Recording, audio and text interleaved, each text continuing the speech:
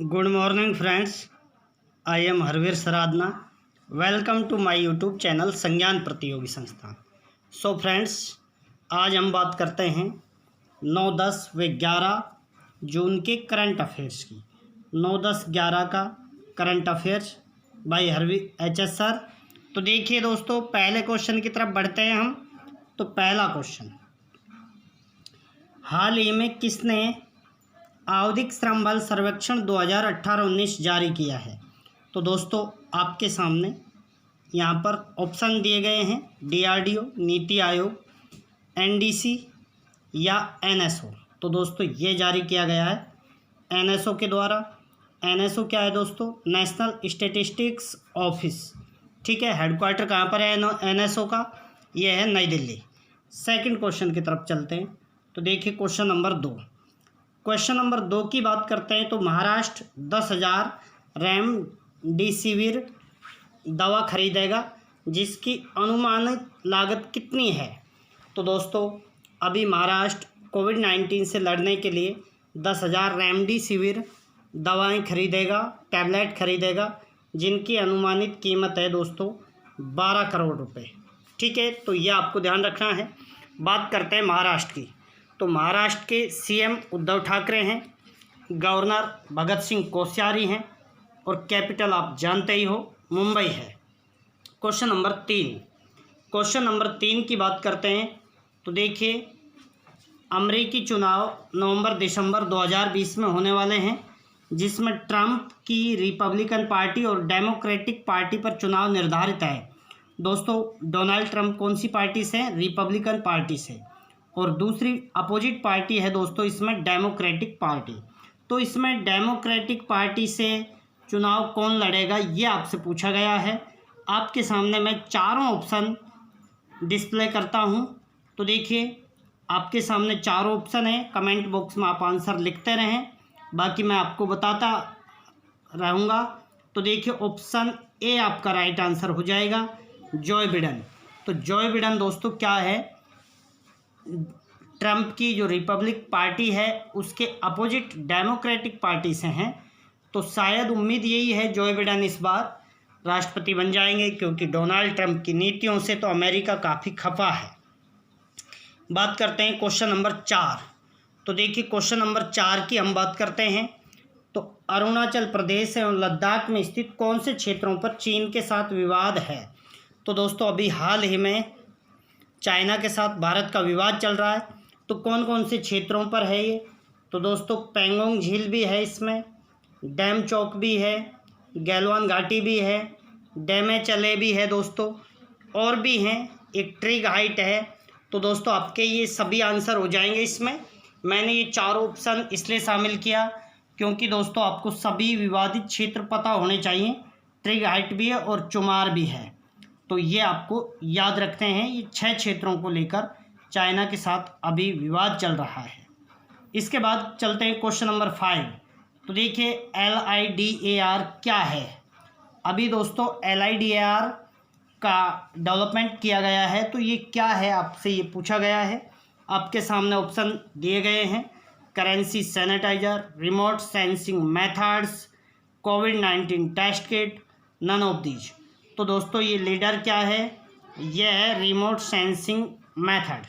ये आपको ध्यान रखना है। क्वेश्चन नंबर 6 पर चलते हैं दोस्तों।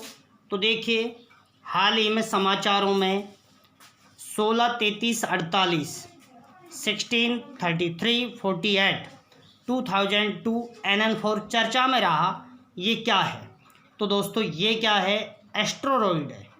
एस्ट्रॉइड है दोस्तों। एस्ट्रॉइड क्या होते हैं? क्षुद्र ग्रह होते हैं दोस्तों। क्या होते हैं दोस्तों? क्षुद्र ग्रह। और ये क्षुद्र ग्रह क्या कहाँ पर होते हैं दोस्तों? ये भी कई बार क्वेश्चन पूछा गया है। तो ये क्षुद्र ग्रह होते हैं दोस्तों मंगल और बृहस्पति के बीच। जो मार्स है, मार्स और जुपिटर, इनके मध्य क्या पाए जाते हैं दोस्तों? एस्ट्रॉइड पाए जाते हैं, यानी क्षुद्र ग्रह पाए जाते हैं। तो ये अभी कुछ दिन पहले चर्चा में रहा था, यूट्यूब पर भी, फेसबुक पर भी। पृथ्वी खत्म हो रही है, क्या अब बच पाएगी पृथ्वी? क्या होगा पृथ्वी का? इस तरीके से थंबनेल लगाते हुए काफ़ी वीडियोज आपने देखे होंगे। तो दोस्तों इसी के टकराने की संभावना जताई जा रही थी 163348, और ये इसकी खोज कब की गई थी इस क्षुद्र ग्रह की दोस्तों? 2002 में। ठीक है, तो आपको यहाँ पर ध्यान रखना है, ये क्या था? एस्ट्रॉइड था, क्षुद्र ग्रह। नेक्स्ट बात करते हैं क्वेश्चन नंबर 7। तो देखिए क्वेश्चन नंबर 7 की बात करते हैं। Energy efficiency service limited EESL किन कंपनियों का संयुक्त उद्यम है? तो दोस्तों NTPC, पावर कॉरपोरेशन और REC यानी रिन्यूएबल एनर्जी कॉरपोरेशन और पावर ग्रिड। तो दोस्तों ये सभी का संयुक्त उपक्रम है, NTPC, PFC, REC और पावर ग्रिड इनका संयुक्त उपक्रम है। ये आपको ध्यान रखना है। मैंने इसके बारे में आपको 7-8 जून के करंट अफेयर्स में विस्तार से भी बताया था। नेक्स्ट बात करते हैं MSME micro small and medium enterprises में मध्यम उद्योगों के लिए नई सीमा लागू की गई, जिसमें निवेश 50 करोड़ एवं टर्नओवर कितना कर दिया गया? दोस्तों क्या किया गया है? नए जो निवेश विनिर्माण सेक्टर और सेवा सेक्टर दोनों में नई सीमाएं निर्धारित की हैं MSME के लिए। तो दोस्तों इसमें मध्यम उद्योग के लिए निवेश तो कितना कर सकते हैं? 50 करोड़, और टर्नओवर कितना होना चाहिए जिसे MSME के अंतर्गत रखा जाए? तो दोस्तों आपके सामने ऑप्शन में चारों रखता हूं। तो देखिए ऑप्शन ए है 100 करोड़, 200 करोड़, 220 करोड़, 250 करोड़।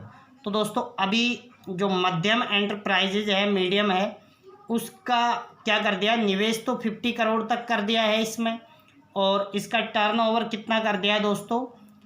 200 करोड़। ये भी आपको ध्यान रखना है। बात करते हैं हम पहले क्या सीमाएं थी MSME के लिए और अब MSME के लिए क्या सीमाएं निर्धारित कर दी हैं, इन सभी को देखेंगे। तो देखिए MSME की पुरानी सीमा विनिर्माण सेक्टर में अलग थी, सेवा सेक्टर में अलग थी। तो देखिए विनिर्माण सेक्टर में क्या थी? स्मॉल के लिए तो 25 लाख, माइक्रो के लिए 25 लाख, स्मॉल के लिए 5 करोड़, और दोस्तों मीडियम के लिए कितना कर दिया गया था? 10 करोड़। ये आपको इतना था पहले, ध्यान रखें। सूक्ष्म के लिए 25 लाख, और स्मॉल यानी लघु के लिए 5 करोड़, और मीडियम के लिए कितना था? 10 करोड़। और अभी सेवा क्षेत्र में पहले कितना था दोस्तों? निवेश था 10 लाख करोड़ तो माइक्रो में, और दोस्तों 2 करोड़ था स्मॉल में, और मीडियम में 5 करोड़ था। अभी विनिर्माण और सेवा सेक्टर को एक साथ कर दिया है, जिसमें निवेश और टर्नओवर दिखाया है। तो यहाँ माइक्रो में कितना निवेश किया जा सकता है अब दोस्तों? 1 करोड़ रुपए तक।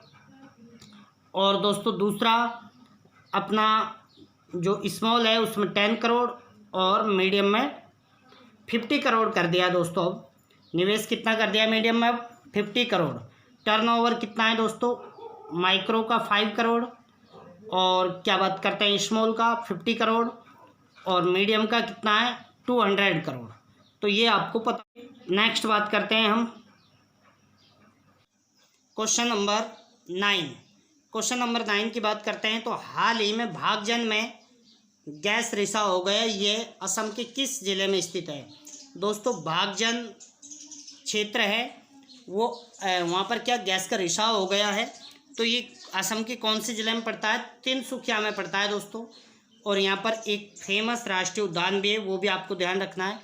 डिब्रू सैखोवा राष्ट्रीय उद्यान यहाँ पर स्थित है। नेक्स्ट बात करते हैं क्वेश्चन नंबर 10 की तरफ चलते हैं। Question number 10। तो देखिए हाल ही में कौन सा देश कोरोना मुक्त हो गया है? तो दोस्तों पहले भी 1-2 यूरोपीय देश जो छोटे देश थे वो कोरोना मुक्त हो गए, लेकिन अभी हाल ही में बड़ा एक देश कोरोना मुक्त हुआ है। वो कौन सा है दोस्तों? वो है न्यूजीलैंड। बात करते हैं दोस्तों न्यूजीलैंड की। तो देखिए न्यूजीलैंड की कैपिटल आपको याद रखनी है, वेलिंगटन है, और यहाँ की प्राइम मिनिस्टर है जैकिंडा प्राइम मिनिस्टर है। क्वेश्चन नंबर 11, विश्व बैंक के अनुसार 2020-21 की भारत की अर्थव्यवस्था वृद्धि दर कितने रहने का अनुमान जताया है दोस्तों। तो देखिए वर्ल्ड बैंक ने अभी भारत की 2020-21 के लिए इकोनॉमिक ग्रोथ रेट 3.2 बताया है, जबकि दोस्तों 2019-20 की कितनी बताई थी वर्ल्ड बैंक ने, 19-20 की बताई थी 4.2। तो ध्यान रखें ये 2020-21 की 3.2 और 19-20 की कितनी रही थी 4.2%। तो ये भी आपको ध्यान रखना है। वर्ल्ड बैंक की बात करते हैं तो अध्यक्ष है David Malpass, headquarter Washington DC और सीएफओ है अंशुला कांत। तो ये बात भी आपको पता होनी चाहिए। इसके बाद हम बढ़ते हैं नेक्स्ट क्वेश्चन की तरफ। तो देखिए क्वेश्चन नंबर 12, क्वेश्चन नंबर 12 की हम बात करते हैं। तो देखिए हाल ही में किस भारतीय एथलीट पर 4 वर्ष का बैन लगा दिया गया है। तो दोस्तों देखिए अभी जो डोपिंग के केस के कारण, डोपिंग के कारण किस पर बैन लगा दिया है दोस्तों। तो ये है गोमाथी, गोमाथी तमिलनाडु से है दोस्तों, और ये गोल्ड मेडलिस्ट भी हैं, लेकिन इनका मेडल वेडल वापस ले लिया जाएगा और इन पर 4 वर्ष का क्या लगा दिया गया है, बैन लगा दिया गया है। ये भी आपको ध्यान रखना है। इसके बाद हम बात करते हैं क्वेश्चन नंबर 13 की। Question number 13, order of Australia किसे दिया गया है दोस्तों। ये ऑस्ट्रेलियन क्रिकेटर्स को दिया जाता है। तो ऑर्डर ऑफ ऑस्ट्रेलिया अभी हाल ही में किसे दिया गया है, तो ये दिया गया है दोस्तों माइकल क्लार्क को। ठीक है, ये ध्यान रखना है। पहले रिकी पॉन्टिंग को भी मिल चुका है और भी कई खिलाड़ियों को मिल चुका है, तो अभी हाल ही में माइकल क्लार्क को दिया गया है। इसके बाद हम बात करते हैं दोस्तों, तो क्वेश्चन नंबर 14 की बात करते हैं। तो देखिए 2 दशकों से निर्माण के बाद दारबुक श्योक दौलत बैग ओल्डी DSDBO सड़क का निर्माण LAC पर लाइन ऑफ एक्चुअल कंट्रोल पर किया गया है, जिसकी लंबाई कितनी बताई जा रही है दोस्तों। जो दोस्तों चाइना के साथ जो बॉर्डर लगता है, चाइना के साथ उसे क्या बोलते हैं, line of actual control LAC बोलते हैं दोस्तों। ये भी आपको पता होना चाहिए। और यहाँ पर क्या बनाई जा रही है, सड़क बनाई जा रही है जिसका नाम क्या है, दारबुक श्योक दौलत बैग ओल्डी। ठीक है, इसकी लंबाई कितनी है ये आपसे पूछा गया है यहाँ पर क्वेश्चन में। तो दोस्तों इसकी लंबाई है 250 किलोमीटर। ये भी आपको ध्यान रखना है। नेक्स्ट बात करते हैं क्वेश्चन नंबर 15 की। तो देखिए बाघों की आबादी सालाना कितनी प्रतिशत बढ़ रही है। तो दोस्तों बाघों की आबादी सालाना 6% के हिसाब से बढ़ रही है, ये याद रखना है। भारत में सर्वाधिक बाघ कहाँ पर पाए जाते हैं दोस्तों, मध्य प्रदेश में। मध्य प्रदेश में कितने हैं, 526। मध्य प्रदेश में 526। उसके बाद दोस्तों कर्नाटक में पाए जाते हैं। कर्नाटक में कितने, 524। और तीसरा नंबर है दोस्तों इसमें, तो तीसरा नंबर उत्तराखंड का है। तो उत्तराखंड में कितने बाघ पाए जाते हैं दोस्तों, तो ये है 442। 442 उत्तराखंड में पाए जाते हैं। तो ये भी आपको पता होना चाहिए। उत्तराखंड के अच्छा तीनों की हम बात कर लेते हैं दोस्तों। तो देखिए मध्य प्रदेश के CM अभी शिवराज सिंह चौहान हैं, और मध्य प्रदेश के जो गवर्नर हैं वो लालजी टंडन है दोस्तों, और कैपिटल आप जानते हो भोपाल है। उसके बाद हम बात करते हैं कर्नाटक की। तो कर्नाटक का बात करते हैं दोस्तों, तो CM BS Yediyurappa, governor Vajubhai वाला, कैपिटल क्या है, बेंगलुरु है। बेंगलुरु को बगीचों का शहर भी कहते हैं, ये भी आपको पता है दोस्तों। इसके बाद हम बात करते हैं, तो देखिए सर्वाधिक जो बाघ पाए जाते हैं वो कौन से में पाए जाते हैं दोस्तों, राष्ट्रीय टाइगर रिजर्व कौन सा है, पेंच। पेंच कहाँ पर है, मध्य प्रदेश में, ये ध्यान रखें। उसके बाद पेरियार में पाए जाते हैं। पेरियार कहाँ पर है, केरल। लेकिन राज्य वाइज देखते हैं तो सेकंड नंबर कर्नाटक का रहता है दोस्तों। ठीक है, तो ये आपको ध्यान रखना है। इसके बाद हम बात करते हैं, तो देखिए ये मैं आपको बता चुका हूँ। इसके बाद हम बात करते हैं दोस्तों क्वेश्चन नंबर 16 की। क्वेश्चन नंबर 16 की बात करते हैं, तो देखिए पर्यावरण प्रदर्शन सूचकांक भारत की रैंक क्या रही है दोस्तों। हाल ही में पर्यावरण प्रदर्शन सूचकांक जारी किया गया है, जिसमें भारत की रैंक 180 देशों में कितनी रही है दोस्तों, 168वीं। ठीक है, ये ध्यान रखें। फर्स्ट पर कौन रहा था, फर्स्ट पर रहा था डेनमार्क। ठीक है, डेनमार्क, ये ध्यान रखें। इसके बाद हम बात करते हैं, तो देखिए ये आपको मैं बता चुका हूँ 180 देशों में से भारत की 68वीं रैंक रही है। नेक्स्ट बात करते हैं क्वेश्चन नंबर 17 है कि, तो देखिए हाल ही में राष्ट्रीय आधुनिक कला संग्रहालय NGMA national gallery of modern art ने 8 जून से 3 जुलाई 2020 तक ग्रीष्मकालीन कला कार्यक्रम ऑनलाइन नेमिसा, क्या नाम है दोस्तों उस कार्यक्रम का, ऑनलाइन नेमिसा का आयोजन करने की घोषणा की है। ये कौन सी कला का प्रदर्शन करेगा? तो दोस्तों अभी NGMA ने किसकी ऑनलाइन प्रदर्शन किया है दोस्तों, ऑनलाइन नेमिसी का आयोजन किया है, जिसमें कौन कौन सी कलाओं का प्रदर्शन किया गया है दोस्तों, ये आपको बताना है। तो दोस्तों इसमें चित्रकला भी है, मूर्ति कला भी है, प्रिंट मेकिंग भी है, तो ये सभी आ जाएगा आंसर, आपको ये ध्यान रखना है। नेक्स्ट बात करते हैं, तो इसमें थोड़ा सा देख लेते हैं हम।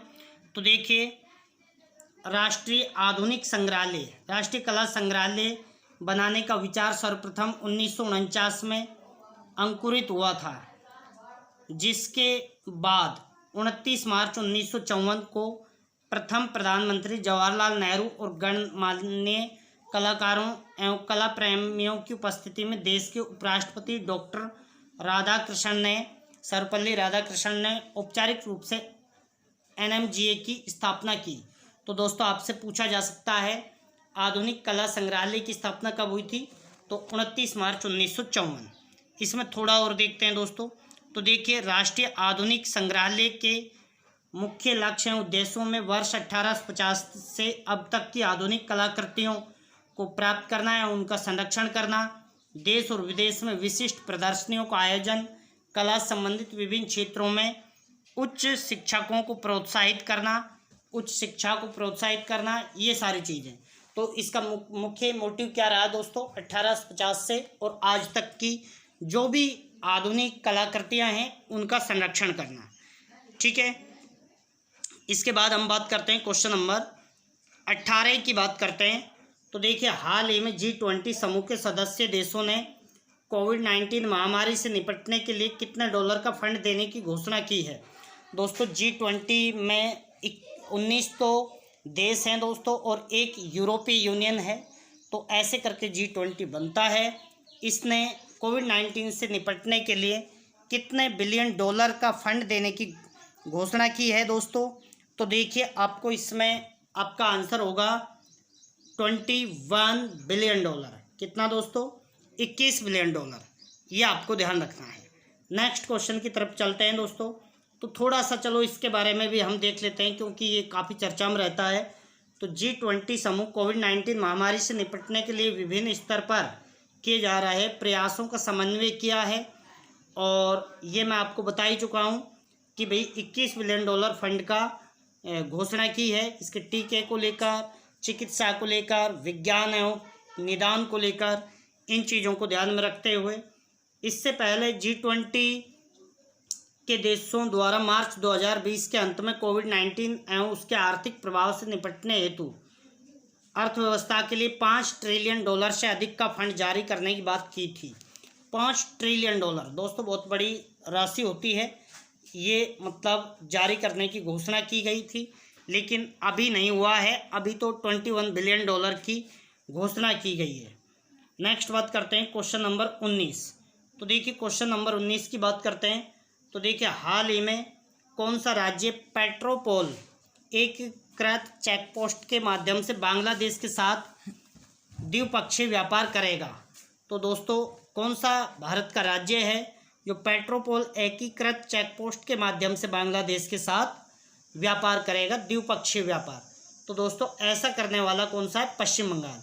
बात करते हैं पश्चिम बंगाल की। तो पश्चिम बंगाल के दोस्तों CM कौन है?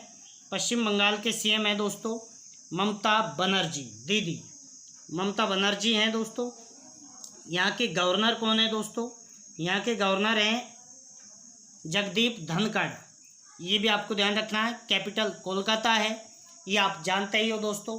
सुंदरबन राष्ट्रीय उद्यान भी यहाँ पर फेमस है दोस्तों, ये भी आपको पता होना चाहिए। देखिए, इसके बारे में थोड़ा देख लेते हैं। तो पश्चिम बंगाल 1 महीने से अधिक समय के बाद रविवार को 24 परगना जिले में स्थित पेट्रापोल एकीकृत चेक पोस्ट के माध्यम से पड़ोसी बांग्लादेश के साथ पुनः द्विपक्षीय व्यापार शुरू करेगा।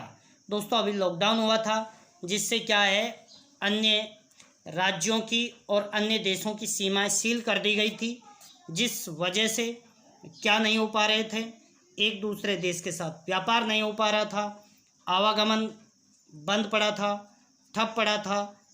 अतः अब ये दोबारा से स्टार्ट कर दिया गया है, तो ये भी आप ध्यान रखें। बात करते हैं बांग्लादेश की। तो दोस्तों बांग्लादेश की पीएम कौन है दोस्तों? बांग्लादेश की पीएम है दोस्तों शेख हसीना। क्या नाम है? शेख हसीना। तो ये भी आपको पता होना चाहिए, ठीक है। उसके बाद हम बात करते हैं, तो दोस्तों यहाँ के अब्दुल हमीद यहाँ के प्रेसिडेंट हैं, यानी राष्ट्रपति हैं। कैपिटल ढाका है दोस्तों। और बांग्लादेश की मुद्रा क्या है? मुद्रा टका है। कई एग्जामों में पूछी जाती है, तो ये भी आपको पता होना चाहिए। नेक्स्ट बात करते हैं क्वेश्चन नंबर 20। तो देखिए क्वेश्चन नंबर 20 की बात करते हैं, तो सुंदरबन में स्थापित सौर माइक्रो ग्रिड यहाँ के कई स्थानों को विद्युत की आपूर्ति कर रहा है। इनकी क्षमता लगभग कितनी होती है?